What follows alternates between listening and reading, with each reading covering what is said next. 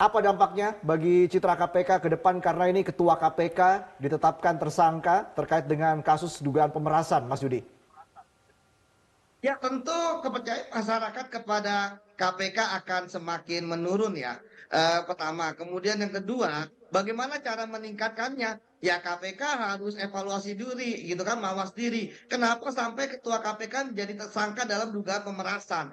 Apa yang salah yang terjadi di KPK sehingga Ketua KPK bisa melakukan dugaan pemerasan terhadap orang-orang yang terlibat dalam kasus korupsi dalam hal ini di lingkungan Kementerian Pertanian. Berarti kan ada yang salah di situ. Oleh karena itulah maka cara untuk meningkatkan lagi ya percaya masa pada KPK, ya KPK harus berbenah gitu kan. Bersihkan semua anasir-anasir yang jahat mulai dari pimpinan KPK hingga pegawai KPK.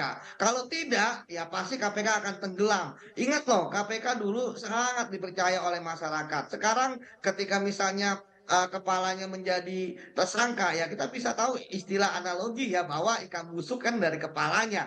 Jangan sampai apa yang terjadi di KPK ini menjadi presiden yang buruk gitu kan. Karena apa? Kita masih butuh KPK dalam memberantas korupsi. Ketika sekarang misalnya ketua KPK sendiri menjadi tersangka kasus korupsi, tentu ini kan semua di luar nalar kita juga. Bagaimana mungkin? Kenapa nggak bisa gitu kan menahan diri selama 4 tahun atau sekarang 5 tahun ya diperpanjang untuk menahan godaan-godaan seperti itu. Namun kan kita bisa melihat bagaimana ketika orang melakukan suatu perbuatan jahat gitu ya, itu pasti ada perbuatan-perbuatan kecil sebelumnya. Harusnya itulah yang kemudian diberantas oleh Dewas misalnya. Kita tahu ada teori broken window ya, bagaimana supaya jangan sampai suatu kejahatan itu semakin besar dan meluas. Artinya sekarang ini saya tahu bahwa kepercayaan masyarakat pada KPK itu sedang di titik nadir. Namun ya, tadi saya sepakat sama Pak Saud bahwa KPK kan kolektif kolegial, tanpa Pak Firly pun KPK tetap berjalan, kasus-kasus yang tangani pun tetap berjalan sehingga